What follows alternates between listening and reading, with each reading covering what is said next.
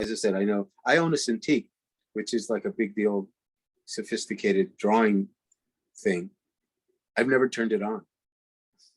I think the thing costs $2,000. I've never turned it on because I've been too busy trying to learn the height of 16th century technology, which is ink and paper and canvas. So still trying to get that better.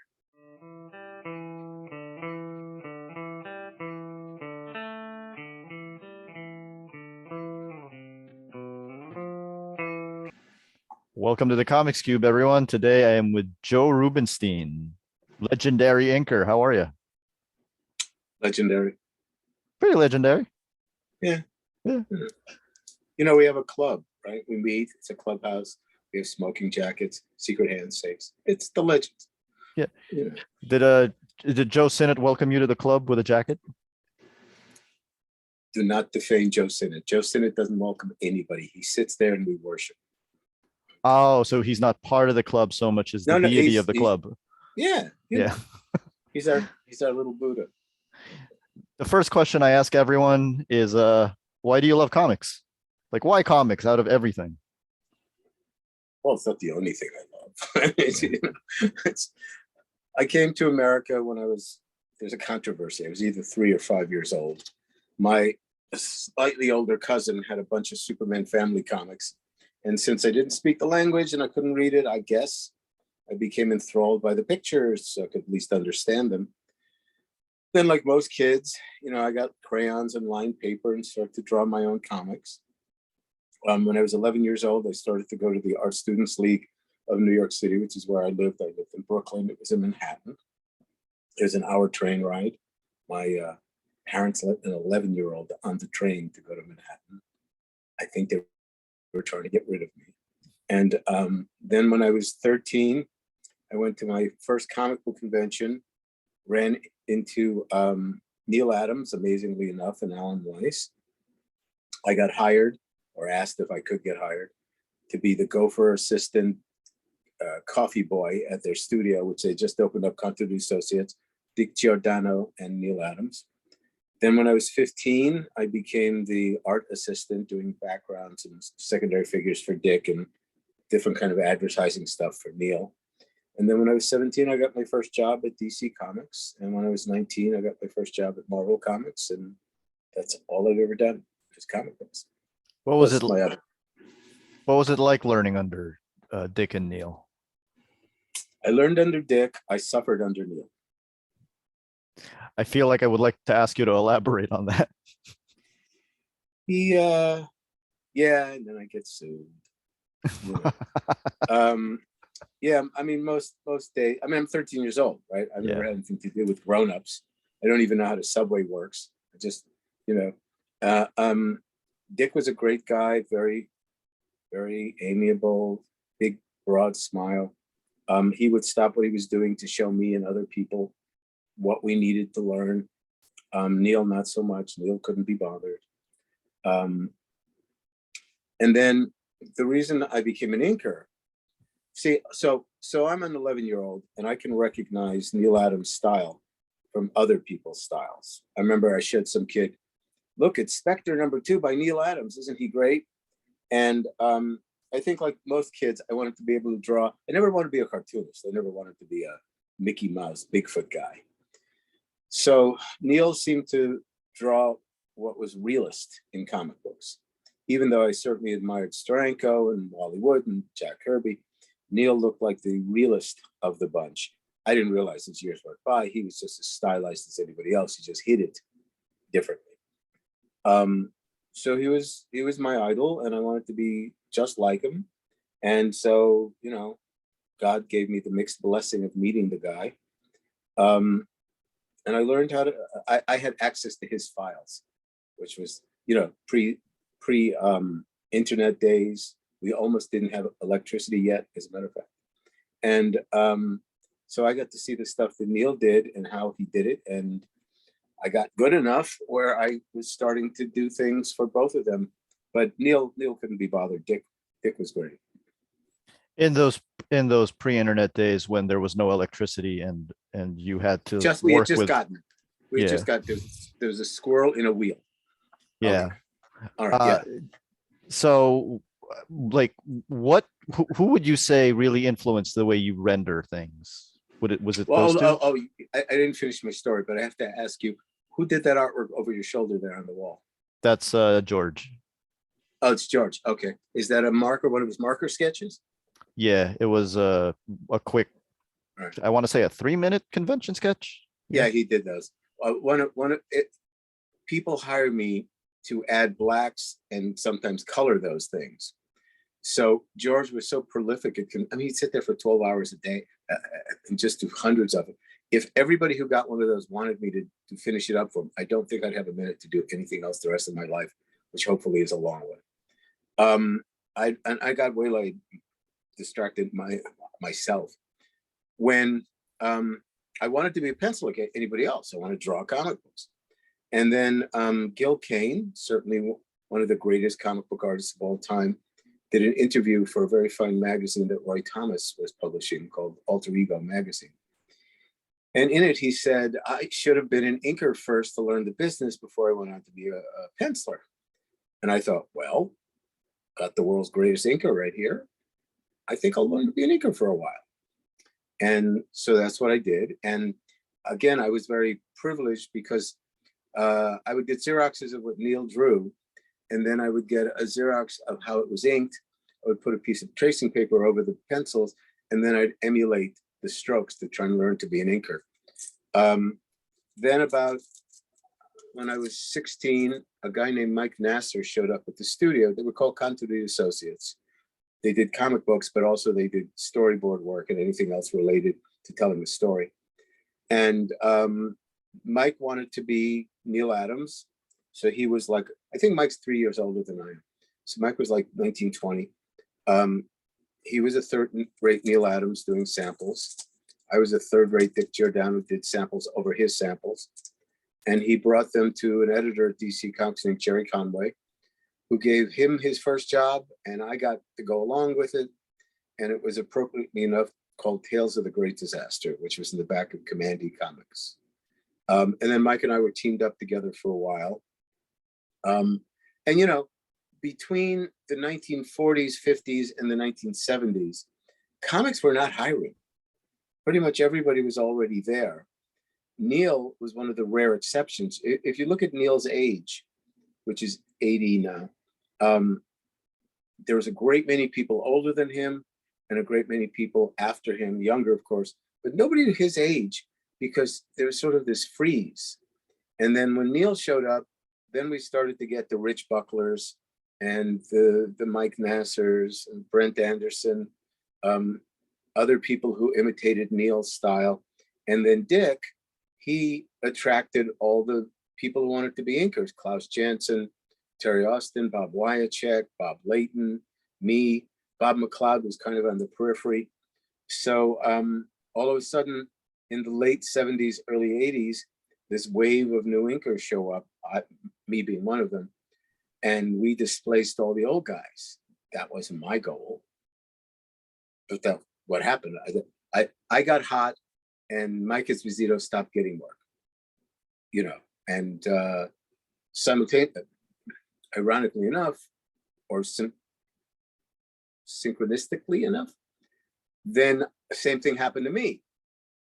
All that next crowd showed up, the Scott Williams and all those people, and they started to displace the McLeods and the Rubinsteins and the Austins and all that.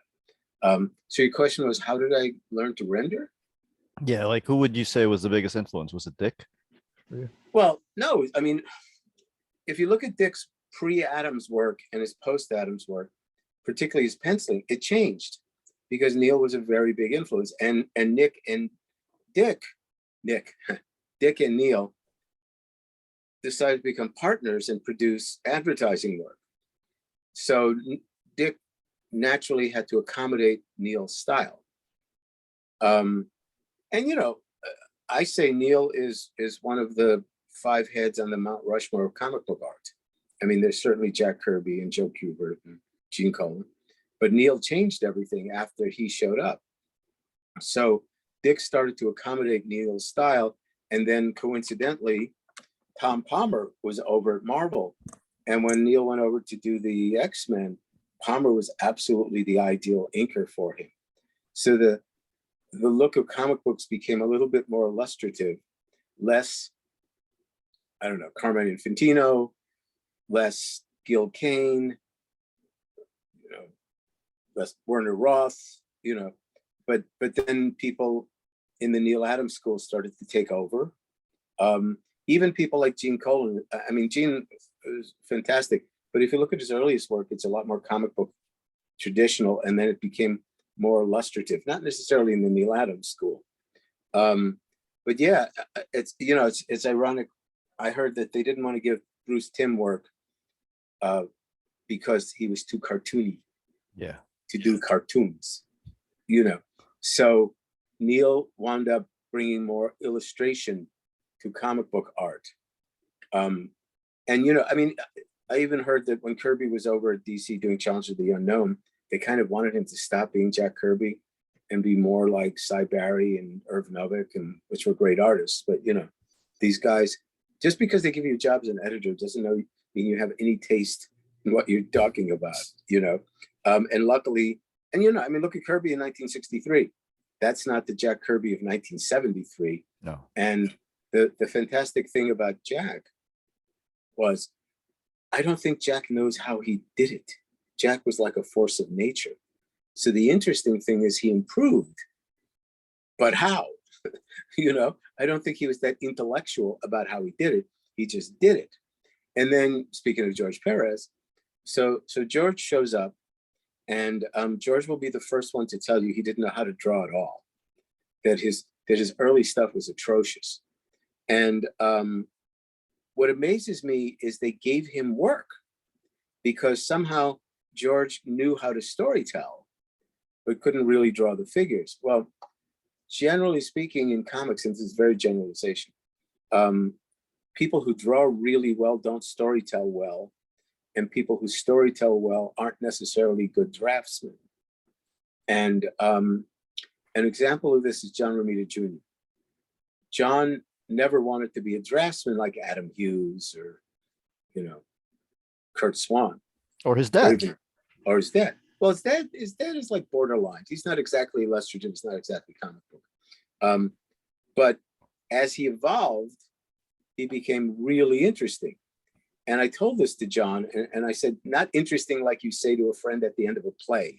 You know, I said, his stuff got fascinating in the shapes and the way he juxtaposed things and all that stuff. And he decided he didn't want to particularly be a draftsman. Now, I don't know the first thing about storytelling. I really don't. But what people tell me is Neal's not a great storyteller, but of course he's an incredible draftsman. And Jack Kirby, he came from, you know, if you look at the very early Jack Kirby stuff, it's influenced by Alex Raymond. And you'd never think it looking at later Kirby. But, you know, this is probably a long-winded answer to what you were asking me. But no, I love it. There you go, I'm long-winded. All comic book art comes from the Holy Trinity, Kniff, Foster, and Raymond, even if they don't know it. Because you look, for instance, Rob Liefeld, and you look at him, I'm not going to. Okay, so Rob's a friend, he knows I kid. Anyway, Rob's obviously influenced by Jack Kirby. Jack Kirby is influenced by Alex Raymond. You look at the early Alex Raymond, early drawings by Jack, they're long, elongated figures, sweepy lines, a la Flash Gordon. If you look at Wally Wood influenced an awful lot of people. He came from Hal Foster and Alex Raymond. If you look at the 1940s DC comic book stuff, it's all influenced by Milton Kniff. And then somewhere along the line, I think Dan Barry from Flash Gordon took over. So where the rendering used to be more reminiscent of like Will Eisner and Lou Fine, who was influenced by Will Eisner, of course, because he was a ghost. Then it went into a more controlled, kind of a shorter stroke, as done by Dan Barry and his brother Cy Barry. And if you look at them, then they start looking like Bernie Sachs. And if you look at Murphy Anderson, he's very obviously influenced by Alex Raymond's Flash Gordon, but in a shorter, blunter stroke. So, as I say, even somebody like Arthur Adams. Who does Arthur Adams look like? Well, he definitely has Jack Kirby chunkiness to his figures, going back to Alex Raymond. But I don't know that Arthur ever looked at Alex Raymond, but he certainly looked at Jack Kirby. Even the act of comic book shock lines, somebody had to make those up. And I think they show up in Prince Valiant, I think, when he's got hit in the head or something like that. So I was attracted by Neal because he looked real. But I also loved Steranko. I also loved Wally Wood. And you can't deny Jack Kirby, but I also loved Joe Kubert. Neal is influenced by Wally Wood and Joe Kubert, amongst others. Joe Kubert is influenced by Hal Foster. Wally Wood is influenced by Hal Foster. Wally Wood is influenced by Alex Raymond.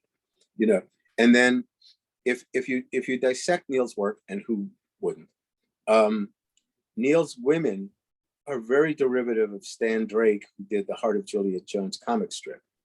His pen work is very much influenced by Stan, with a nice dollop of Mort Drucker thrown in. His early black placement was very much Wally Wood. His men were influenced, one, by an illustrator named Austin Briggs. I can show you an illustration of this kid looking out a window where the hand is 100% Neal Adams before Neal Adams. And the line work is by a guy that most of you never heard of, named Tom Sawyer, who went on to, leaving comic books, to find fame and fortune as the writer-producer of Murder, She Wrote, under the name of Tom Sawyer, because everybody always got confused by, your name's Sawyer, what? I don't get it. So if you look at the early years of Ben Casey, which Neal did when he was like 18 years old, and he was great. It's got a very sort of weird, dry brush, scratchy kind of a brush stroke. That's 100% Tom Sawyer. And the way he draws men is 100% Tom Sawyer, and the way he draws women is 100% Stan Drake, which is not to say if I handed you Stan Drake and Tom Sawyer, you could draw just like Neal Adams. I mean, you have to know what you're doing looking at the reference. But there is influences everywhere. And then you look at some of the elongation of the figures, that's Joe Kubert. And so I love, if you know fine arts, there's Vermeer, who's this wonderful, beautiful porcelain-like surface, like glass. And then there's Rembrandt, which is crusty paint really piled up, or Sargent, where you can see the bravado brushstroke. Well, there's no denying that Vermeer is a god, but I would much rather look at Rembrandt and Sargent because I like to see the hand of the artist doing the work. So if you look at the way Dick Giordano inks compared to Murphy Anderson, you can see the brushstroke in Dick's work.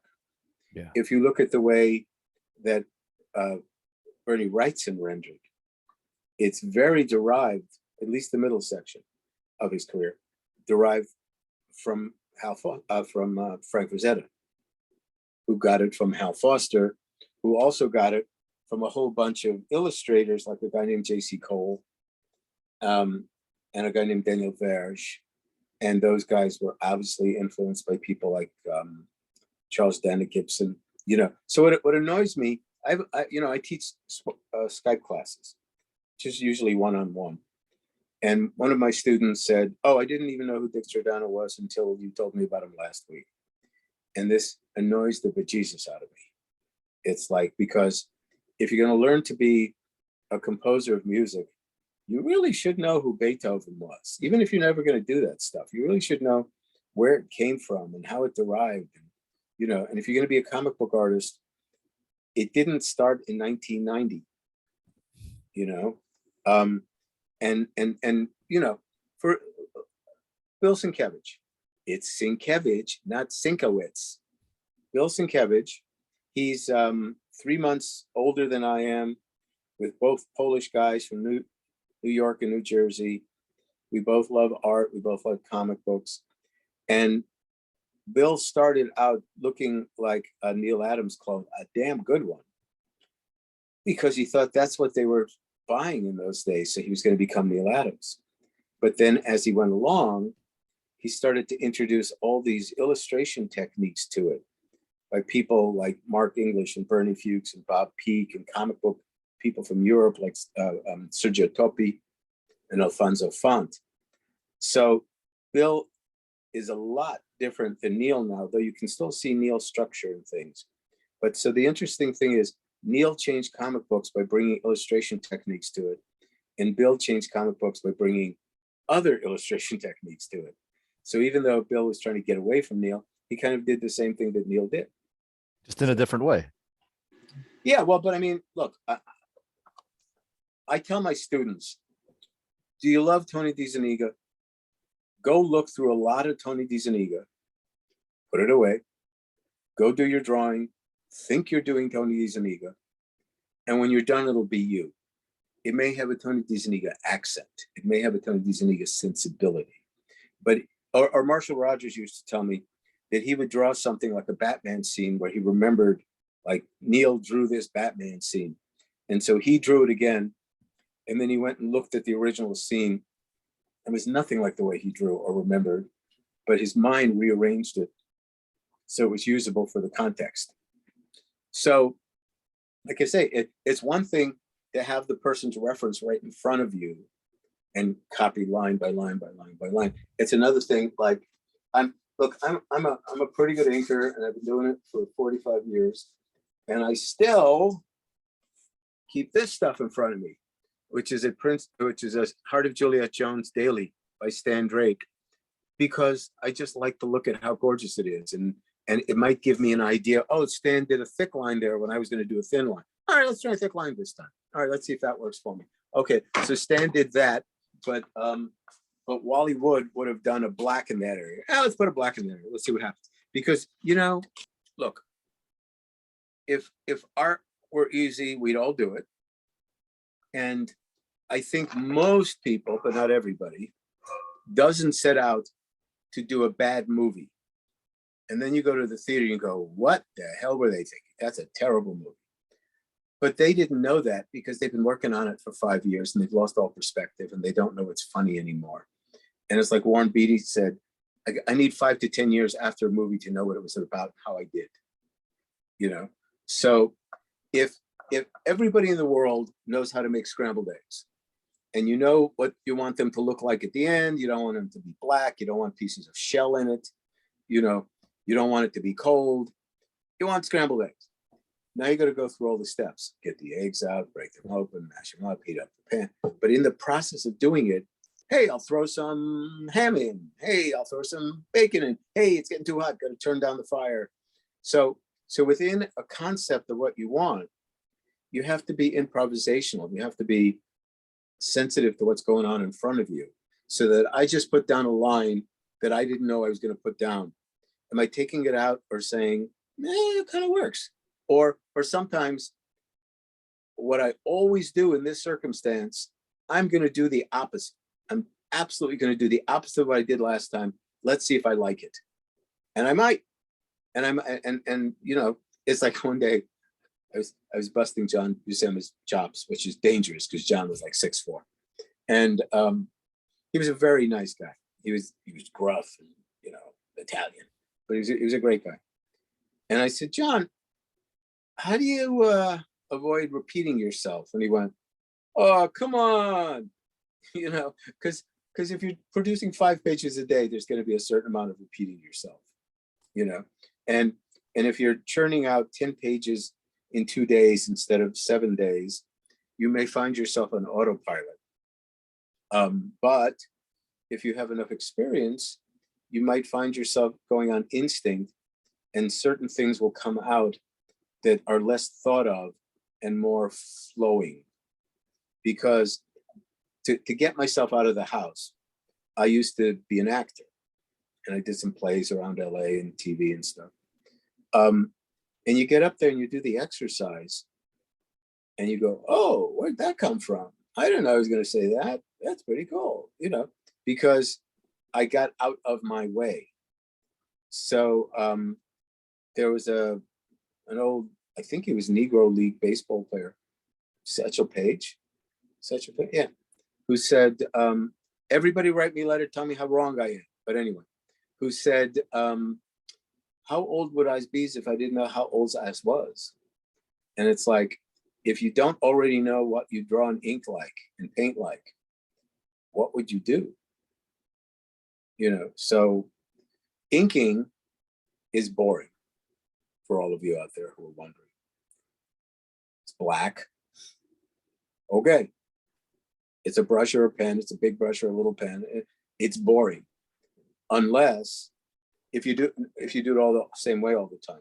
I try very hard, as taught to me by Dick Giordano, to accommodate what's in front of me. Is this a thick job or a thin job? Is this a kinetic job with angles, or is it filled more with arabesques and curvy lines? Do I think every single line in front of me is gold and I can't change one of them? Or do I think it's pretty good, but I have to elaborate? Does the guy know anatomy? And I don't want to screw it up, or does he not know anatomy? And I got to push things around a little bit. Like John Byrne, you've heard of what happened to John Byrne anyway? John, he said the first 10 years of his career, he tried to look like Neal Adams. And the second 10 of his career, he tried not to look like Neal Adams. So when I was a fan of the X-Men as done by Byrne and Austin, they got me to do Captain America with Byrne. And I looked at the pencils and I said, wait, there's potential here that's not being exploited. I understand why Terry's doing what Terry's doing, but I see some other things that could be done with this. So what I did was I pushed it about 10% more towards the Adams look. Just it's like, okay, John wants this to happen, but he needs this additional like tendon connection to make the anatomy work or something like that. So it was a great run. It was a short run. It was devastating that all of a sudden I found myself alone. Like, where'd everybody go? But because of that 9 issues, when they take surveys, generally of who's John Byrne's best inker, it's usually Terry or me or Terry, Terry or me or Terry. So it just depends what you're looking for in the stuff. And they always say that I always gave John a more organic look, and I always thought that Terry gave him a more metal look, you know, like the lines were like crafted and all that stuff. So it's really depending what you're after, what the subject matter is, and do I respect what's in front of me, which I hope I do, and don't want to change a line. And that may mean doing the whole job in brush or the whole job in pen or combinations thereof. You've inked everyone. I'm sorry, I turned on the volume by accident. There you are again. Yes, what was the question? You've inked everyone. So one of the things that 80s kids like me keep on pointing to even way back then was how similar John Byrne and George Perez are. And I was wondering, I feel like you're uniquely suited to answer this. Are they actually similar, or is it because they had the same inkers back then? No, it's not the same inkers. But they're similar, but they're not alike. Okay, a subtle distinction. They're both derived from Jack Kirby. For one, they both love Jack Kirby. They both do not try to draw like Kurt Swan or Hal Foster or Alex Raymond. So they are very much creatures of comic books. And, you know, if you put Jerry Ordway, who did Fantastic Four with John, and Crisis with George, they don't really look alike. And Jerry's a very dominant inker too, you know. And as a matter of fact, John eventually gave Jerry layouts to ink on Fantastic Four. And for those of you who don't know what that means, is that they weren't fully rendered complete pencils. There was a lot left up to George because George had such a strong style. Now, I actually inked John Byrne's layouts once on that New Universe stuff. Yeah. John gives you wisps of smoke. I mean, you barely know what is there. It's ridiculous, you know. George gives you a lot more, but he leaves a lot of stuff to flesh out. I think it's just that they were both dynamic. They did lots of little figures. They They didn't skimp on backgrounds. They were kind of influenced by the same people, but I mean, it's easy to tell John from George. I mean, even unless you get such an incredibly dominant inker like Alfredo Alcala or somebody like that. But yeah, no, I don't. And by the way, I inked one of George's very, very first jobs. And I was Bob McLeod's assistant at the time. And I remember some building in the middle of a jungle. And to get the perspective right, you know, to make sure that things are the way they're supposed to. See, well, I use these terms and I think everybody in the world knows what perspective is, but maybe not. I had to tape this page down on the floor and take a 4-foot long T-square, which is a long stick, and find the vanishing point 4 feet away. Because I didn't want to just fake it. I wanted it right. So George didn't know a perspective, almost, but he really didn't know it. And so George reminded me of this like a year ago or something.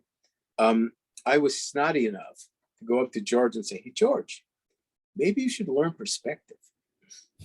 So for all you George Perez fans, you're welcome. Okay. Because, you know, I mean, look what George has done since with buildings and floating castles and shit like that. So he learned, he taught himself. I mean, the fascinating thing is, again, George couldn't draw. He'll tell you that. But as he had a career, he learned to draw better. He learned anatomy better, but something about him just innately knew how to storytell well. So Was it Logan's Run? Was that the comic? Oh no, way before that. It was some black and white. Oh, I don't know. okay. Something. It wasn't the best, but you know, whose is? But still, thank God, the editors that be said, this is bad, but I can read your story. So, I mean, I don't, unless it's indies or GoFundMe projects, I don't know where there is for people to learn how to do their jobs.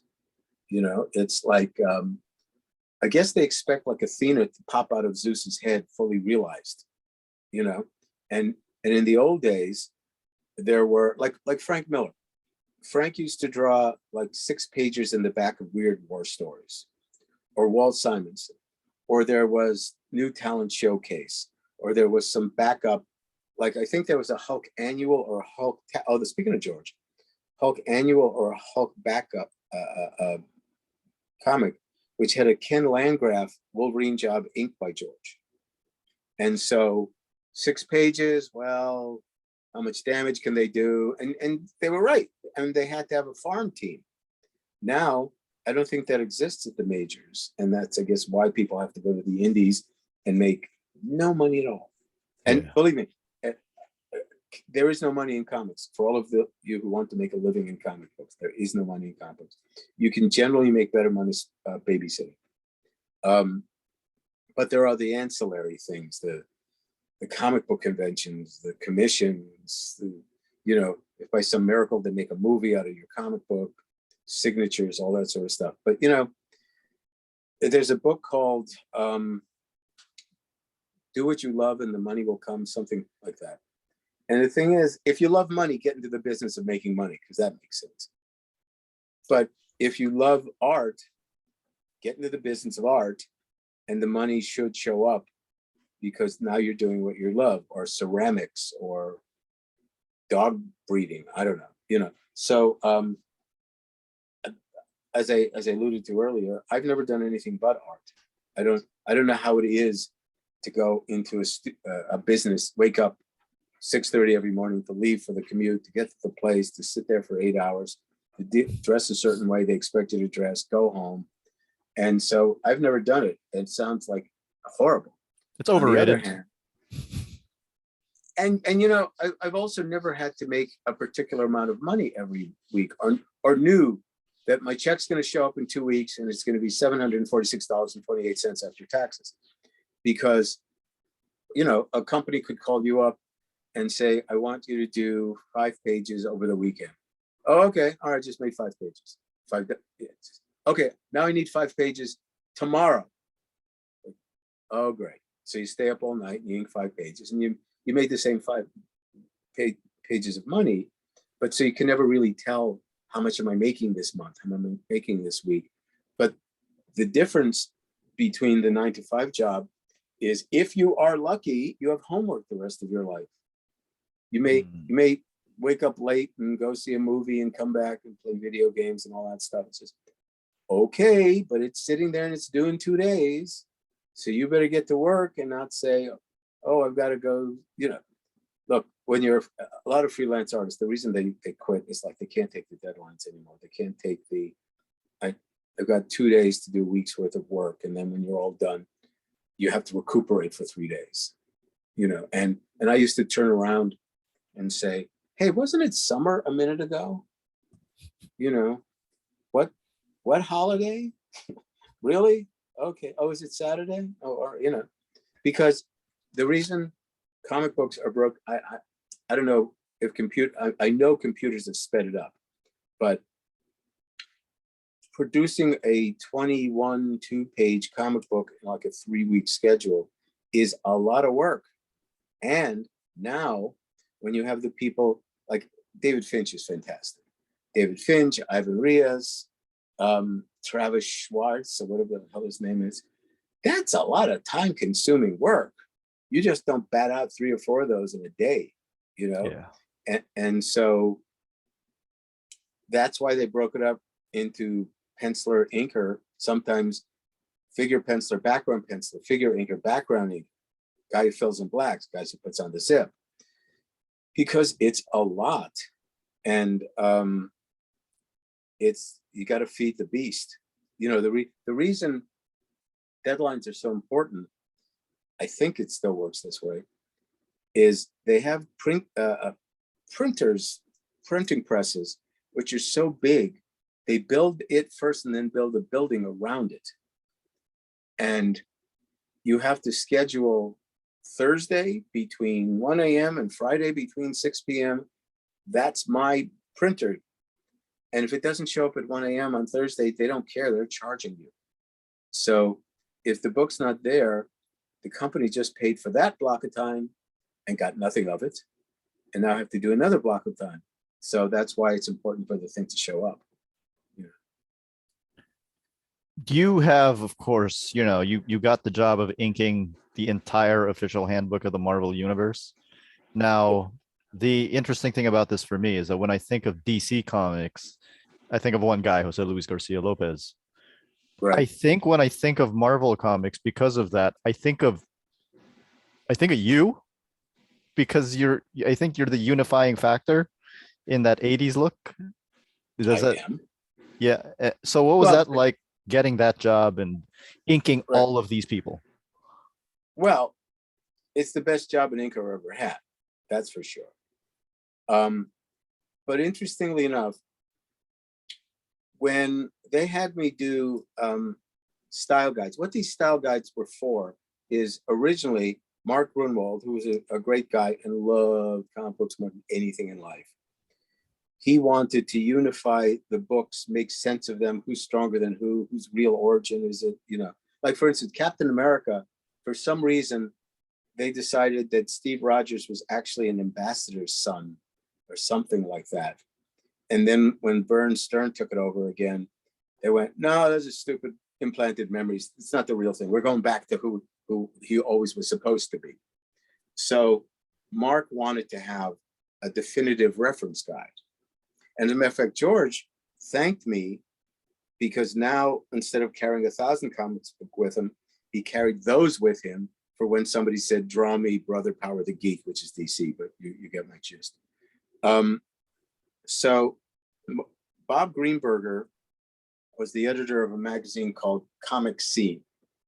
And inkers are always the lowest of the low in the comic book world. And I wanted to try and prove that we actually contribute something. Because, the credits would say artist and inker. Oh, yeah? I'm an artist too. I mean, technically, the art that we see is yours. It is. It absolutely is. But I thought it should say pencil art, ink art, or pencils, inks instead of artist and OU. So I kept badgering Bob to do an article about inkers. So finally he did. But what he decided to do was a round table at a square table with Bob Layton, Tom Palmer, Klaus Janson, and myself. And they got a drawing by Mike Zeck of the Hulk, and they gave it to all four of us. We all inked it 11 by 17. And then they reproduced it on one page, all four of them next to each other with the pencils in the middle. So you never know what domino you push over and how 60 steps down the line, it will change your life. Because after Mark Grunwald saw this article, he felt that my inks were the closest to what Mike's intentions were. So he came to me and he said, we got this encyclopedia, here's 3 pages, ink them as samples. I went, okay. So I inked them as samples. I brought them in. He said, okay, great. How many do you want? I went, all of them? Why would I say anything but all of them? You know, It's true. And I made his life a much easier place, as Mike Carlin was his assistant at the time, because there's so many moving parts, this penciler and that penciler and this penciler and that penciler, you know, and one inker. Okay. So they didn't have to look for 6 guys or who's late or who can we get. It's like everything goes to Rubinstein. Now, he wanted me because I was most faithful to the pencils. But decades later, I worked on DC's style guide after Garcia Lopez. And they said, okay, everybody here is supposed to look like Brian Sook, who's a really, really good artist. I said, why? He says, because we don't want like a Jack Kirby figure standing next to a Joe Kubert figure, standing next to a Neal Adams figure. They all have to have the same look. So where I was hired at Marvel to kind of make stuff look right, at DC, it was absolute homogeny, you know, and so I did that stuff as well. And because, and I said, inking is boring. And I would make a point of soliciting pencilers who I always wanted to work on and or who never let anybody else ink their work, which is how I got Joe Kubert. I'm only like one of 7 people in all of history to ever ink Joe Kubert. John Severin, John Bolton, got Kurt Swan to do something at Marvel, the only thing he ever did. Garcia Lopez, that was his first Marvel work. So it was his only Marvel work, wasn't it? Yeah, probably. Wonder Man? He's done some 1 minute laters for a collector named Michael Finn, where he drew the Hulk in Captain America, the Hulk in the Submariner. But yeah, it's like now once the way I work is I work on 2 or 3 or 4 pages simultaneously, because I don't want to smear the ink, but I also don't have to work. Oh, that's the wet spot, you know. So I'll ink a piece, put it aside, ink a piece, put it aside, flip, flip, flip, flip. And then one day I was inking like 5 pieces simultaneously, like Bill Sienkiewicz, Frank Miller, Al Milgrom, Val Mirror. And as I was switching, I thought to myself, how am I doing this? Because these are like diametrically opposed styles. And then I realized, because I'm paying attention. You know, it's like, he wants hard, he wants soft, he wants thick, he wants thin. So if a lot of people don't understand what an inker does, and the old cliche is, oh, you do the colors? Says, You no, trace. I trace, right. Okay, so imagine this. A composer of music has a blank sheet of paper in front of him. What do I do? And then he does something. So he's created, he's truly created something from nothing, even if in his head it's a variation on a Mozart piece. It's still, like I said earlier, funnels through him, right? So then he takes this piece of paper and hands it to some musician and says, don't hurt my baby, okay? Here's what I was thinking of. Can you do it? And so the musician, do you pick a guitarist or a piccolo player? Let's go with the guitar. Okay, good. Is he flamenco? Is he classic? Is he jazz? Because he will play the exact same notes in the exact order that the composer put them in, but he will put his own spin on it. So I, as the inker, somebody took a blank sheet of paper, drew a drawing of Superman on it, went from nothing to something. He created something. Then he handed it to me as the interpreter of his work and said, don't hurt my baby. And I go, okay, well, this is a pen job. This is a brush job. Oh, well, this is a smooth brush job. Oh, it's a kinetic pen job. So again, I have to decide what this is. And there are a lot of inkers, great inkers. Tony DiZuniga, Alfredo Acala, Tom Palmer, John Severn. They all totally take over. They hardly care what's in front of them. They make it their own. I look what's in front of me and say, how do I keep it them? Because I want to figure out what kind of line Bill Sienkiewicz wants, and I'll use this kind of pen. And hopefully when it's done, it's Bill Sienkiewicz with a little oomph or a little addition, just like I was saying about Byrne earlier. It's John Byrne, about 10% pushed, right? So, but yeah. I inked Bill's very first job at Marvel. I was there the day Bill first showed up, and he was so good. Thank God Shooter recognized that they made a job for him. There was nothing even available, and they made a job for him. And then I got to ink it, and I knew that Bill was a very smart thinking artist, because there's this panel where this bad guy is laying on the floor unconscious with his ass facing us, and there's a wallet in his back pocket. I thought, that's a smart artist, because he thinks about what would be going on with these people. So that's my philosophy, which came from Dick Giordano. I don't know that anybody ever did this before Dick, because I turned to Murphy Anderson and I said, so what you're thinking when you ink your stuff? And he goes, I'm gonna do it my way. You know, he had a really deep Mr. Bassman voice. It's like, I just do my thing. So he did Murphy Anderson wherever he went. He just did Murphy Anderson. Joe Kubert. Joe, what do you do when you ink somebody else's work? Well, now it's my job. And he turns it into Joe Kubert. But would Joe Kubert have liked it if I took his pencils and turned it into Alex Raymond, Wally Wood, George Perez? No, I don't think so, because he liked his work. He worked really hard to get it right. And I want to keep it right. So all these guys kept changing their stuff. But if you look at Dick's inking, Dick would ink Neal in a kind of a choppy line, but trying to be illustrative. But he would ink Mike Sikowski on Wonder Woman with a big fat number 4 brush. And he said he thought of that in terms of fashion illustration. Big, bold, sweepy stuff, right? Or he would ink Gil Kane, and he would try and give it a bold, sort of a decorative, almost Art Nouveau line. And then all the interior stuff was thinner. So Dick was paying attention to what was in front of him, where Tom Palmer, of course, did a gorgeous job on Gene Colan, and a gorgeous job on Neal Adams, and a gorgeous job on Gil Kane. But if you look at the stroke, they're all identical.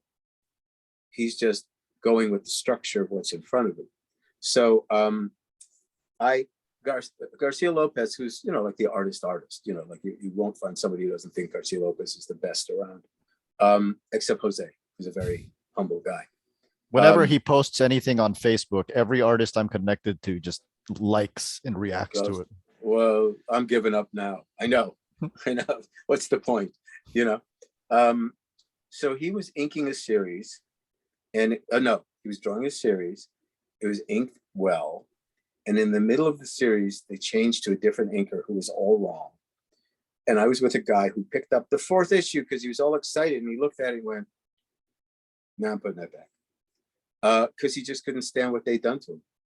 You know, now, yes, you could still admire the storytelling, you could still admire what draftsmanship you could see, but because they had deviated so far away from Jose, it wasn't Jose. Jose told me that his favorite ink job of all time was when Kevin Nolan inked Doctor Strange Fate, which was the DC Marvel conglomeration.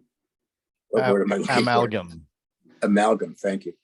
And I think, write me a letter if I'm wrong, Kevin, that Kevin took like 2 months to ink the job or something like that. And he said the second favorite job Jose ever had was me inking an issue of Dead Man, which I probably did in 10 days to 2 weeks. So it's not that I'm necessarily proud that I'm faster than Kevin Nolan. It's just that he felt that I kept the flavor of what he was doing. And Kevin, being such a superior draftsman, produced a really great product. But mine was clearer to being a Garcia Lopez. And by the way, in this Dead Man job, even though it was, I think it was a 2-parter or 3-parter. So Dead Man's this, ugly guy and goes through walls and stuff. But the vast majority of the job was civilians and pretty girls. So I said, okay, I'm going to collect Stan Drake because he draws pretty girls and civilians in lovely clothing. So I got out my Stan Drake and I looked at it. And I'll tell you something. There's this thing called the imposter syndrome. Yeah. Where, you're waiting for somebody to figure out that you're not who they think you are and you're going to get fired or something. So when the first 2 years I was inking, I would put a lot of reference in front of me. I would find if an arm were like this, I would find every arm I could find like this, maybe a little that way, a little that way. But I'd look at all these arms and I'd go, all right, that's the one. And I'd ink with it. And I wouldn't allow anybody to watch me work for like the first 2 years of my life because it was kind of a shame. It's like, all I do is copy these other guys' stuff. I'm not a real artist. And then one day it occurred to me, if I gave you the exact same reference I'm looking at, you can't do my job, so I must know something. Yeah. So and that's the good thing, the fortunate thing inkers have over pencilers. Inkers can hide for their first few years. If you get somebody tight and you're not a complete slob, you can copy the lines and they think you know what you're doing. But if you're a penciler, they know right away you can't draw, but maybe you'll improve like George, So, my experience has been inkers can hardly wait to get Gene Colan, John Buscema, George Perez, Gil Kane. Pencilers go, God, I hope they don't screw this up and give it to that guy. And they do. There's, look at Vinnie Coletta, who's synonymous with people hate his work. He's not the worst thinker who ever lived, by the way. I know that guy. Who is the worst thinker who ever lived? There are really, really bad inkers in history. I mean, you look at the stuff and you can't believe the shit that they did. Like, for instance, George Roussos, when he inked Neal Adams' first Dead Man comic book, Neal and Dead Man were so upset by this that when they reprinted the book, the series, Neal insisted upon redoing that whole first chapter because it was so heinous. But the worst inker in the business ever, who I'm not going to tell you his name, he's derived from the Cy Barry school, and he blands everything. He just makes everything the same dull look, and it's like, and you look at people who are dull inkers, they go, they don't know they're dull, really? There's Tom Palmer, and there's Dick Giordano, and there's Klaus Jensen, and there's Joe Kubert, and Alex Raymond, and they don't know they're dull. Okay. I've always felt like if we didn't know what Vinnie Coletta did, we wouldn't think he was that bad of an inker. Well, Dick Giordano said Vinnie taught him how to ink. Yeah. It's just, what did he do with it that Vinnie didn't do with it? And Vinnie, if you ever see pictures of Vinnie, I think his family's still alive, but I'm sorry. Vinnie looked like a combination of Tony Curtis and a bulldog. I mean, just like sort of a handsome, squished in face, right? And Vinnie was really interesting because he had like silver hair, but his hairline was solid, but nothing behind it. I don't think it was plugs. I think it's just the way it worked out. Vinnie was very proud of what he did. Vinnie took great insult if you didn't like what he did, because if the editor comes to him and says, we need 112 pages done by Thursday, you go, yeah, okay. And he come in with 112 finished pages.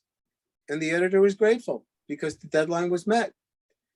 Who can ink 112 pages in 7 days and they look any good? Well, they didn't look horrible, but he erased this or he blacked that out, or whatever it was. And the funny thing about Vinny's style is Vinny put in too many lines.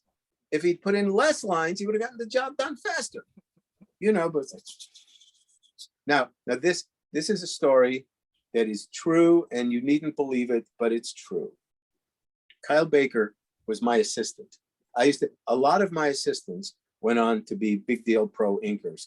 Jose Marzan and Kyle Baker and Tom Christopher, others. So Kyle did, who I think is a genius, if you've seen his stuff. Kyle didn't know really what he was going to do for a living till he became my assistant, and then he decided he'd do comic books. And Jose Marzan and Kyle were my assistants at the same time. And Kyle was okay, and Jose was pretty good, and Kyle was okay. And then Kyle took off like a rocket. Like, oh my God, So Kyle calls me up and says, I got this Tangled Web of Spider-Man over Mark Silvestri. I got to ink, and it's due like in 2 days. I say, okay, come over, I'll help you. So he comes over with a completely untouched 22-page job due tomorrow. And so I ink 5 pages of that until I can't take it anymore. I got to go to sleep. So Kyle's sitting on my couch watching TV while he inks this thing on a lapboard. And he inks the rest of the book and another 22-page New Mutants over Butch Guice's layouts.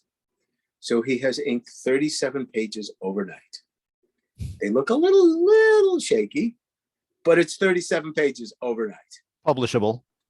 Yeah, they did. Yeah. And I said, and like Kyle will literally draw an entire book. He used to do The Shadow. He'd draw an entire issue of The Shadow in one sitting. And then he'd ink it the next day in one sitting. And I'm saying, what are you doing? He said, I don't like to work hard, so I just want to get it out of the way.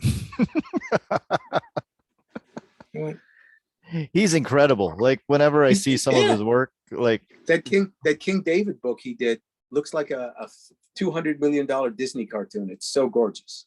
When I saw his work on Hawkman and Wednesday Comics, and it was like the super realistic Sunday type of comic, and I'm like, this is Kyle Baker?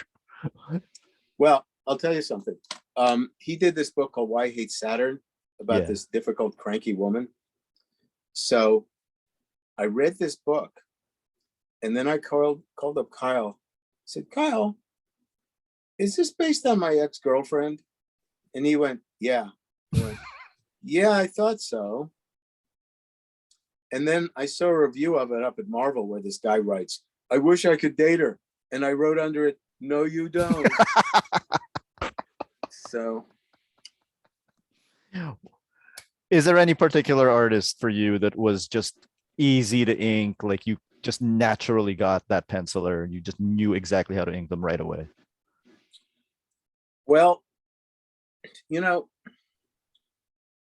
no such thing as an easy drawing because it's all the same thing. Proportion, value, structure, all that stuff. So either you get somebody who's a superior artist, like John Buscema, Garcia Lopez, and that's hard, or Gene Colan, because you got to keep up with it. Or you get somebody crappy, and that's hard because you got to fix it. Now, the thing is, when you get a crappy artist, whatever you do makes them better. But when people in this goes back to deadlines. A letterer I know was given a job to ink like a letter in like 2 days or something. And he met the deadline. And then he came to the editor, however much longer, a week, a month later, and said, hey, I'm looking for work. And the editor said, well, that last job you did was pretty sloppy. He went, you told me to do it in 2 days. You don't remember? So you get a crappy job and you make it better and it comes out and they go, oh, Joe Rubinstein, he's slipping. That's not a very good job. But it's better than when I got it, So the thing is, you get John Buscema layouts and Sal Buscema layouts. And you get Tony Disney get to ink both of them. And they'll look great. But they won't be the same thing because they didn't start the same thing. And if you think that Tony raised the level of both guys, I'm not putting on Sal, I'm not putting on John, I'm just saying they're different guys who do different things. Yeah. And you may love John over Sal. And if you look at it, you go, well, this isn't as good as that one. What happened to Tony? What happened to Tony is Tony did what he could. So if I, like I said, so if I do a crappy job and it comes out and they go, oh, it stinks. It says, listen, I polished that turd as much as I could, pal, but that's it started there. So I think John is the better draftsman. Sal is the better storyteller. I guess I don't know the first thing about storytelling, but I certainly think John knew how to draw. I mean, John fits more into the illustrative school and Sal more into the traditional comic book school, which is what John Romita Sr., I think, falls into. Mm-hmm. And, if you get the 4 points of the compass, Jack Kirby's comics, Neal Adams' illustration, Gil Kane is linear, and Gene Colan is tonal. So if you want something that looks like a movie, get Gene Colan. If you want something to get you smacked in the face, get Jack Kirby. Now, of course, within all that compass, you got Joe Kubert, who's no slouch, and Jim Steranko, who's a designer, but not a great draftsman, and then you get Gray Morrow, who's a great draftsman, but you're really not going to get punched in the face by a Gray Morrow drawing, but you're going to look at it and think it just looks so good. Yeah. So very realistic. Well, whatever that means, I mean, I'm telling you, what does that mean? It looks, there's the term representational means it looks like what it's supposed to look like. Mm-hmm. Is Sargent more realistic than Vermeer? Sargent distorted. Sargent made his people longer with more delicate fingers. Is that more realistic? No, but it's more effective. Okay. So that's the thing about art. It's utterly, totally, you get 3 artists in the room, you get 5 opinions, and if by some chance those 3 artists are all in the same school of thought, meaning realism instead of abstract expressionism, they're still going to tell you 5 different opinions about 3 things, because it's like, well, I like that, but I didn't like that. He used too much color, but he didn't use enough color. If you study, I studied from New York where I live. I've studied with every good painter I could find who would let me study with them. And consequently, I got confused. Don't use that color, always use that color. Don't use that brush, always use that brush. Always start with color, never start with color. Use a drawing, never use a drawing. It's just, I got like, which one am I doing now? So imagine inking. Well, I love Joe Sinnott, but I really like Tony DiZuniga, but I really like Tom Palmer.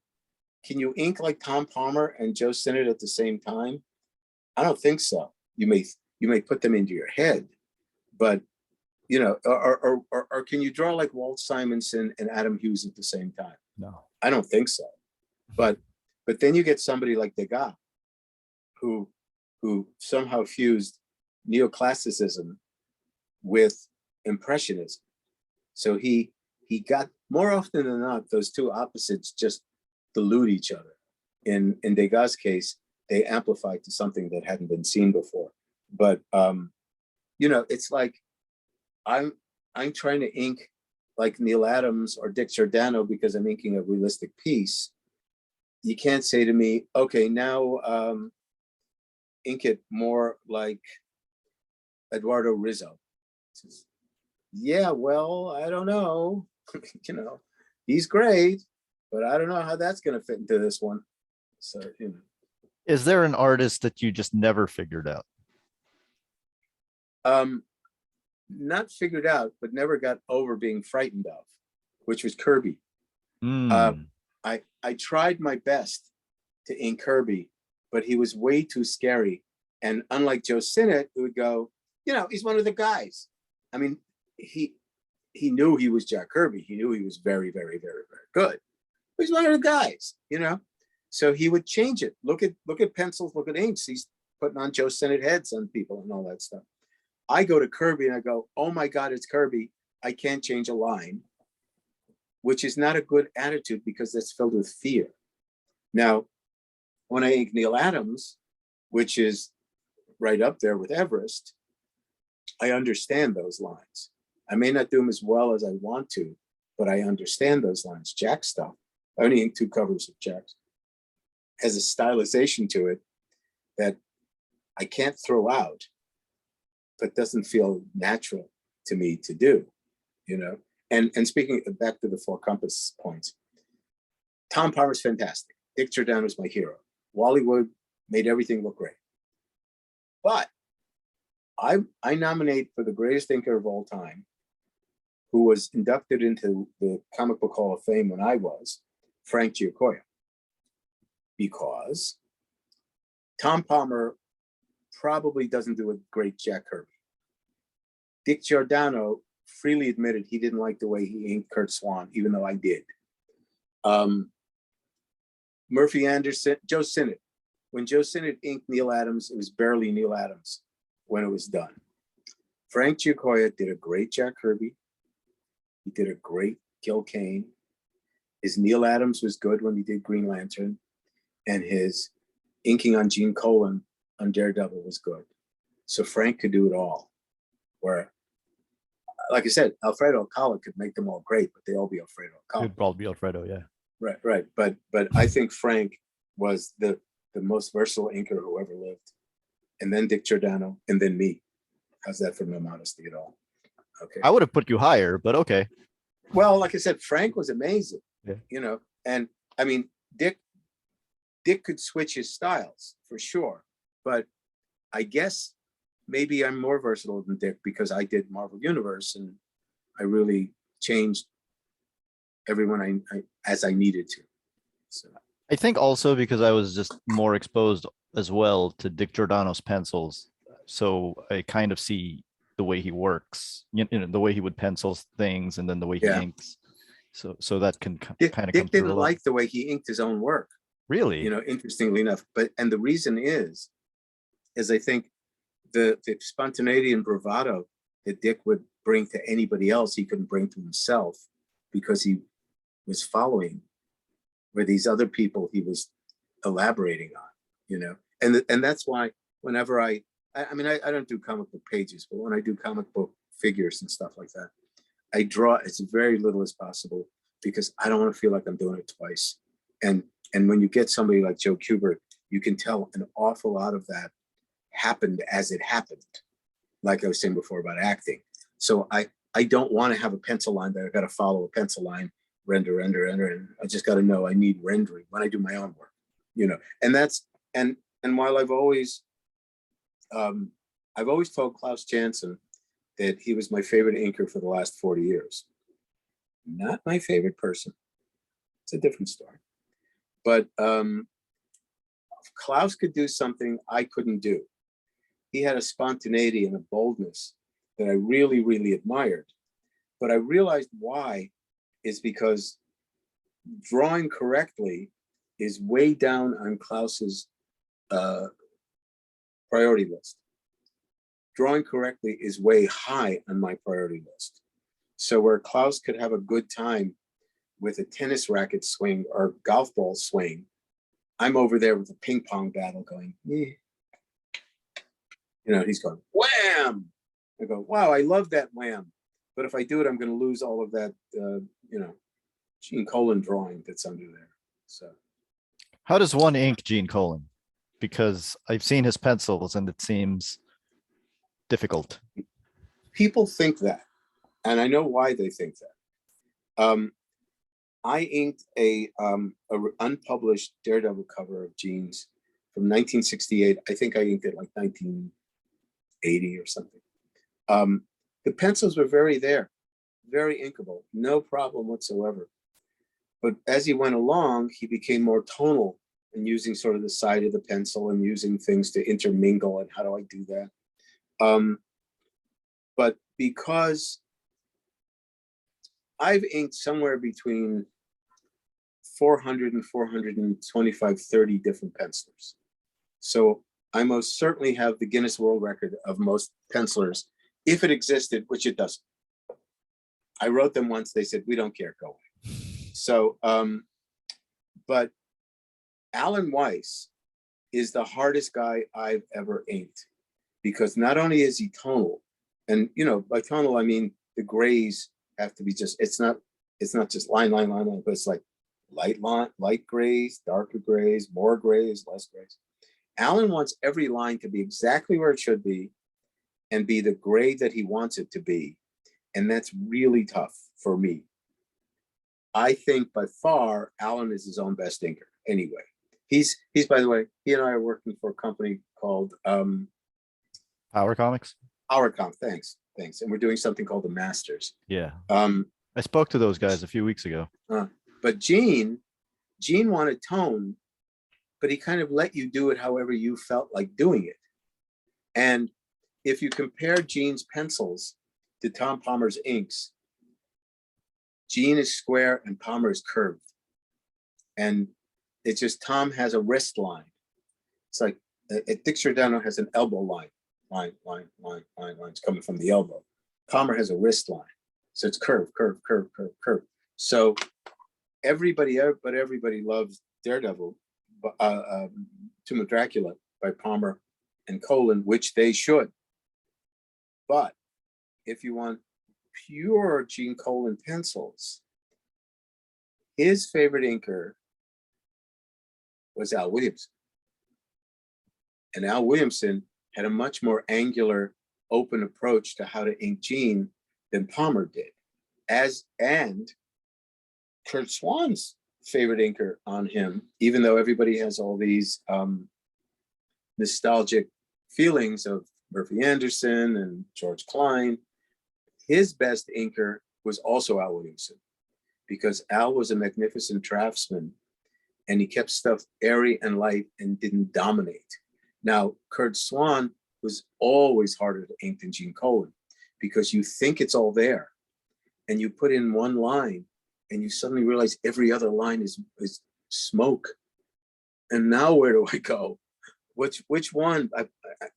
And there was a comic books in the 90s, or comic magazine in the 90s, Penthouse Comics, done by the Men's Magazine. And they published a science fiction story, republished, called Man of Steel, Woman of Tissue Paper. Yeah. And it's about what would happen if Lois actually had sex with Clark, and that the sperm would probably come up the top of her head or something. So they got Kurt Swan to draw these 4 panels to illustrate the thing. I don't think you can ever point to something and go, oh, that's bad Kurt Swan, because there was always the same wonderful level of draftsmanship. But the inking on these things are spectacular in their subtlety and in their fidelity. And, as an inker, I'm going to notice stuff you don't notice.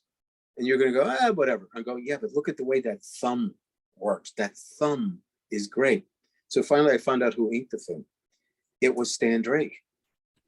And because Stan Drake was a magnificent draftsman, he kept up with Kurt Swan's magnificent draftsmanship.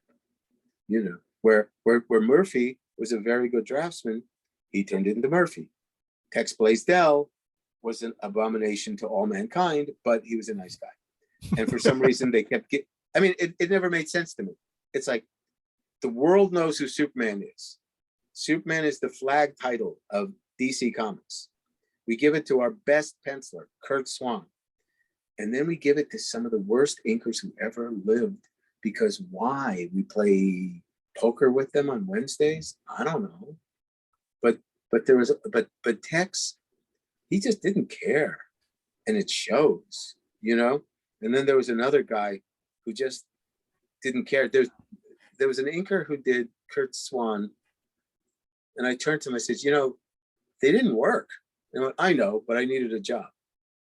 He knew what he was doing was substandard.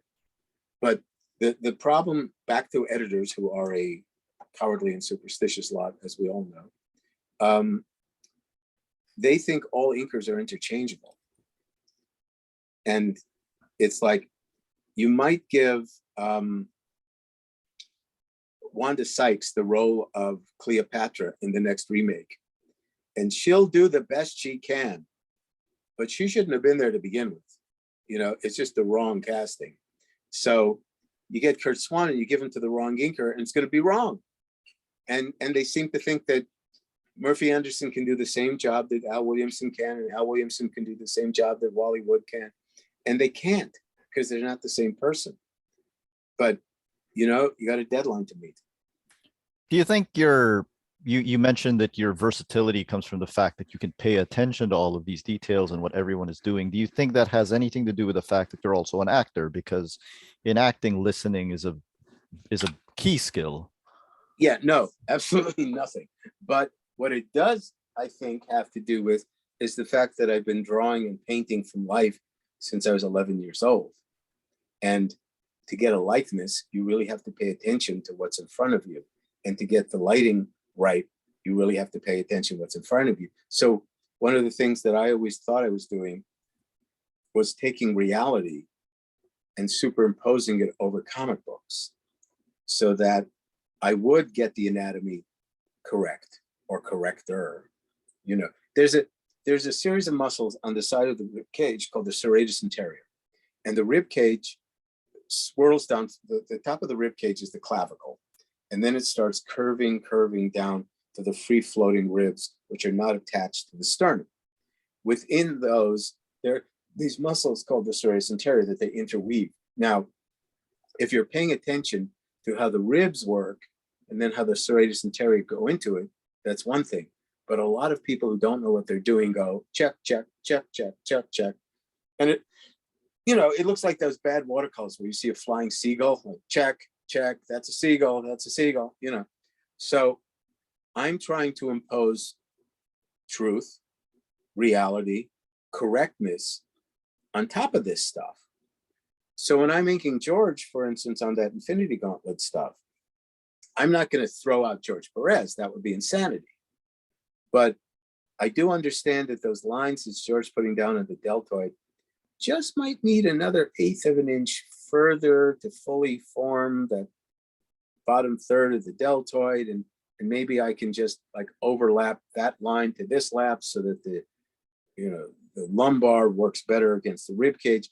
So I'm making it's sort of like a plastic surgeon. Good plastic surgery is supposed to look like you're at a good rest, right? Not that you're a different person now. Yeah.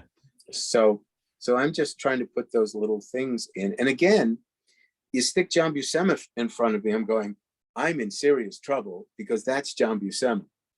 And I better make that look like John Buscema when it's done without tracing it, because John has this very free-flowing brush line. I got, or like Rick Leonardi. I think Rick Leonardi is really great. And I saw, and he's got a kind of an abstract expressionist way of doing backgrounds with chunks and chunks and lines and chunks, unlike somebody like, I don't know, Gil Kane, where everything is completely straight and wonderful and organized. So I saw this guy ink a Rick Leonardi Spider-Man job, and he smoothed it out. It was like, oh, well, this stuff's too rough. My job is to smooth, it's like, no, it's not. But I guess it never occurred to you to do anything else a different way. And consequently, there's hardly any Rick Leonardi left in this thing. I did the recently late Brian Augustine, who was a very, very nice guy. He hired me to do an 11-page job for the American Bible Society, which was a respectful retelling of the crucifixion. And it was in the midst of a larger graphic novel as drawn by Dick Giordano and inked by Terry Austin. I think it was called The Unforgiven. And I think this thing didn't sell, and then they pulped it, which is why nobody can find it. And I inked these 11 pages over Rick, and I was going to ink them the way everybody was doing it, the Scott Williams way, who was great, but wasn't right for this job. But everybody was buying Scott Williams and Dan Panosian and all these guys. And so I sat there for an entire day and I went, can't do it. No, all right, you can't do it. I cannot ink this job like everybody's buying these days. Because if it had been a crappy job, I couldn't have defended it. Well, I'm sorry you don't like it, but I thought that was the way to do it.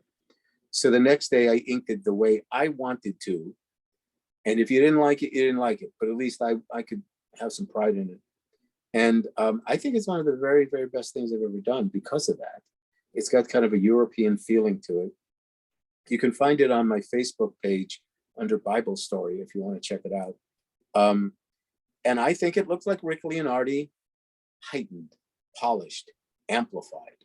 I don't think it looks like somebody sitting underneath Rudy Nebras's pencils, who again is a genius and great, but I've seen things inked by Rudy where I didn't know who the pencil was. So, Yeah. and again, if an editor turns to me and says, "We hate this, change it completely," I'll go, "Well, I hate to do that, but a job's a job, because if I don't do it, the next guy's going to do it." But I would much rather go, "This is great. I'm going to return this same stuff better." I did a job once. The editor said to me, "Don't do all that thick and thin crap. Just keep every line the same weight." I went, "Well, that's not what I do. We want thin lines everywhere." So I did the thing. I brought it in. The pencil looked at it and hated it and complained to the editor that I destroyed his job. Well, what I did was do what I was told to do. And then for the next 3 installments of it, I did it my way. But the penciler was right to hate it, because I knew I was ignoring what the intentions of the penciler was. Yeah. Is there a period of adjustment when there's a penciler shift on a book, like say in Infinity Gauntlet, when it went from George to Ron Lim in the middle of an issue? No, the first 3 pages of issue 4, it was like George is gone. I didn't really change my approach much, because I think Ron was trying to sort of follow what George was doing in the same sensibilities. Of course, he didn't draw the same, but he was still that kind of a line. When I would get a new penciler to work on for the first time, I would call them up. I'd say, "Okay, so how do you want me to ink this?" And very often the completely useless response was, "Oh, you're Joe Rubinstein, do it like him." I don't know what that means. What do you think I ink like? Which job did I do that you like? Did you want? So it's like, who's your influence? What inker did you like? What inker did you hate? Why did you hate what they did? How do you ink your own work? Who are your influences? I think I said that already. And then I said, "Okay, well, here's the bad news. It's going to take me about 3 issues to figure it out. Okay, I'll try, but when they have these, I don't know, half-mile long oil tankers, and they have to change direction, they got to start like 5 miles early to just like, So I'm trying to be accommodating to what's in front of me. I think I'm being accommodating to what's in front of me. And then I'll look at it and go, no, that's not. Now, what I would do in the old days is I would get same size Xeroxes of every single page I did in pencils. And then I'd ink them. And then I would put the finished page next to the Xerox, and I would compare millimeter by millimeter. Does that eyelash turn up as much in my inks as it did in the pencils? Did I lose the dynamics of this arm because I put more rendering into it? And I would try and retrieve what the original pencil intention was. And of course, if you don't have the Xerox in front of you, you think you did just great. But if you go back and look at, like, Rick Leonardi has a rough line, you smoothed it out too much, or something like that. So. How has inking changed with the evolution of computers? Because I'm thinking of somebody like Ron Lim, who really went so far out as to, draw all of the shine on the Silver Surfer or something. But these days, I feel like the computer does most of that job. Well, I don't know much about comic book inking in a computer, except, and maybe it's evolved, maybe it's much, much better. But it seems to me a lot of it was just making the lines darker, making believe it was inking. And I don't know that the tools will give you the same snap and flexibility that a real tool will. I don't know. Somebody called me up at Marvel to ink a job, and they said, "Well, do you do computer coloring?" And I said, "Computer inking." I said, "No." He says, "Why?" He says, "We like our stuff to be inked with vector." And I went, "Why?" He says, "Because if we ever blow it up to the size of a building, we won't lose any resolution." And my reply was, "How often are you planning on doing that?" But so it's like, okay, so I'll ink it with regular ink and paper, that you want the computer to look like ink and paper. Can I, you know, and also an awful lot of people are inking their own work on the computer. So yes, a lot of jobs have gone away. Brent Anderson, who has been drawing Astro City for 30 years now, which is just wonderful stuff. And I look forward to everything they do. He told me they were considering hiring me to be the inker, which I would have been more than overjoyed to do. And he said, but then he tried on his computer to draw a background. And he found that he could draw a background in a quarter of the time than if he had penciled it. So then they didn't need me. But I noticed that after a couple of years, Brent actively solicited commissions because he wanted to go back to using a pencil and paper and ink, because he wanted to feel what he was doing. Because otherwise you just see what you're doing and you don't really have a connection to it. At least that's my experience. You know, I bought this $6 program called Procreate for my iPad. And when I would travel on planes, I would play with it to try and figure out what to do. And first thing I did was a charcoal portrait of a woman in profile, which took me 4 times as long as if I'd just drawn it in charcoal. And everybody thinks when I do a printout of it, it's just a charcoal. And so it's like, then why do I need to use the computer? If it were just, but look, I didn't know what I was doing. Maybe these days it would take me half as long to do it. But again, it's sort of like, you know, you got the mouse here, you got the screen there, and I realize there's Cintiqs, I realize there's pens now, and it's a far more interactive thing. But it's like, okay, I'm seeing what I'm doing instead of feeling. And as I said, I know I own a Cintiq, which is like a big deal, sophisticated drawing thing. I've never turned it on. I think the thing costs $2,000. I've never turned it on because I've been too busy trying to learn the height of 16th century technology, which is ink and paper and canvas. You know, so still trying to get that better. So, how does it feel knowing that you created, you know, you were the inker on one of the most famous sequences in the world that everybody knows about, which is the Thanos snap? Like everyone knows something you did. Right. Well, like, I didn't create it. Let's get that straight. Let me go back a little bit. Frank Miller walks up to me at Marvel Comics when we lived before the internet and FedEx and all that stuff. You had to live in the tri-state area of New York City because you had to go deliver the work, pick up the work, you know, drive in. So a lot of us would be up at Marvel's offices. Sometimes a lot of people were up at Marvel's offices in summer because it was just air conditioned. And so Frank, who I knew, Frank I think is about my age also. And I used to buy him lunches when he was a starving kid doing backups in weird war stories.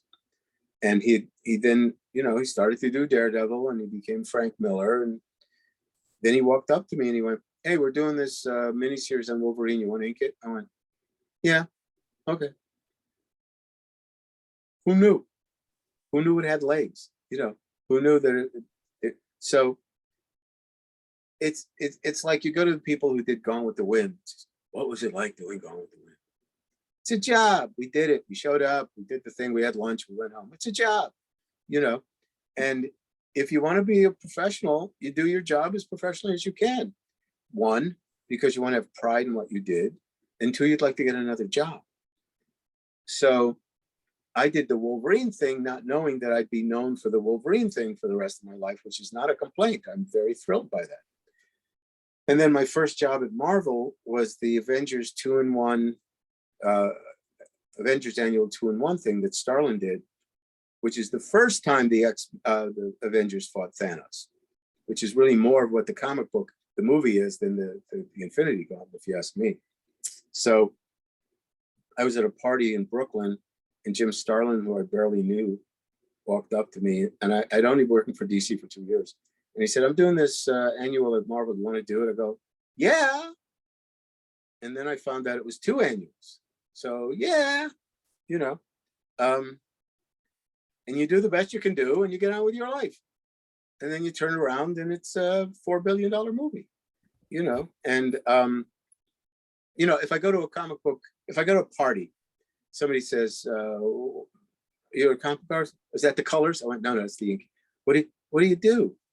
Well, you could either say Infinity Gauntlet or the Defenders, which nobody knows what the hell you're talking about. You go, oh yeah, I do Superman. Oh, yeah, I do Thanos.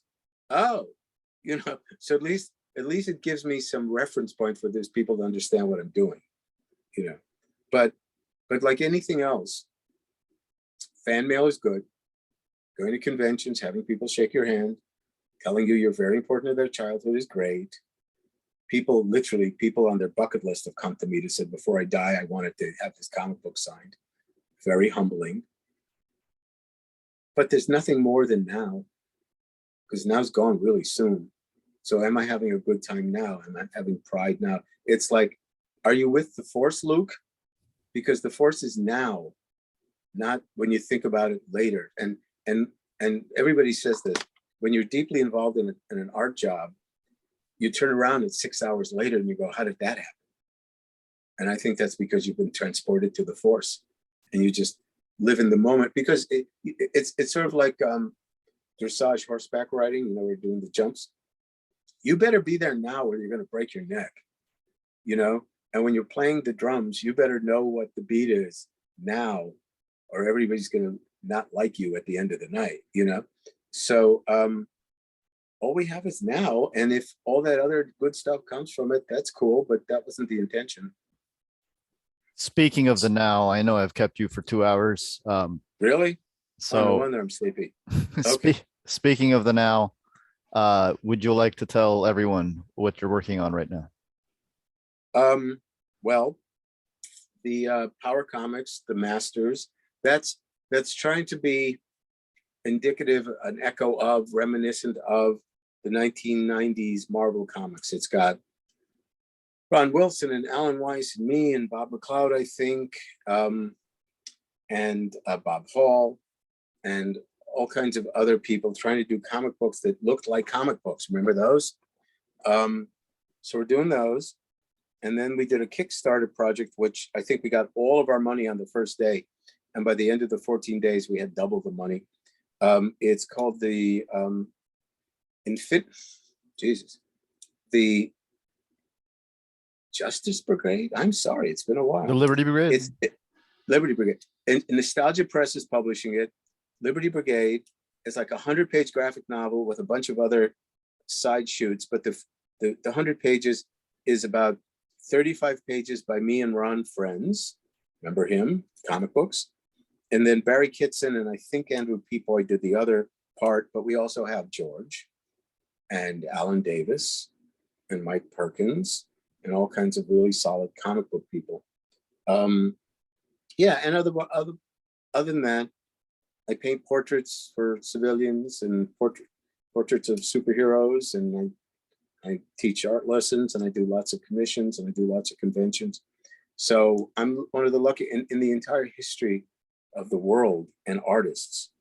I actually have people write me and say, if you're not too busy, could you please do me the honor of doing a drawing for me? And it's like, good, yeah, great, better than me hoping somebody will someday want to buy something of mine. Now, I also recognize that while I have a certain amount of skill, it's because I'm the Wolverine guy, because Frank's stuff is really expensive.